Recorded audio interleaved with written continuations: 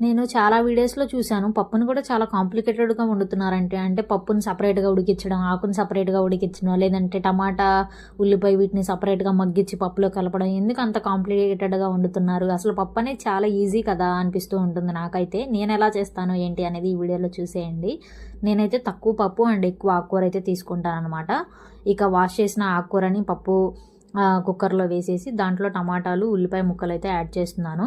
ఇక మనం అదైతే విజిల్స్ 3-4 విజిల్స్ రానిచ్చామంటే మెత్తగా ఉడికిపోతుంది. ఇక వాటర్ అంతా డ్రైన్ చేసిన తర్వాత అయితే నేను ఉప్పు, కారం, పసుపు ఇక్కడ యాడ్ చేస్తానండి. ఫస్ట్ ఎందుకు అంటే ఆ వాటర్లో అంతా వేస్ట్ అయిపోతుంది కదా, అందుకని చెప్పేసి నేను ఇక్కడ యాడ్ చేస్తానన్నమాట. ఇక అలా మ్యాష్ చేసిన తర్వాత అయితే తాలింపులో కాసేపు అయితే మగ్గనివ్వాలి.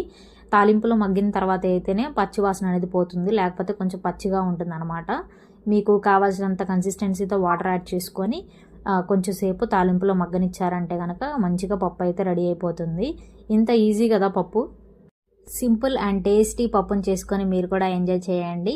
అండ్ ఇక నెక్స్ట్ వీడియోలో కలుద్దాం. ఈ వీడియో అయితే మీకు నచ్చే ఉంటుంది అనుకుంటున్నాను. ఈ వీడియో నచ్చితే సబ్స్క్రైబ్ చేయండి అండ్ లైక్ చేయండి. మళ్ళీ నెక్స్ట్ వీడియోలో కలుద్దాం. Bye. Until then thank you for watching.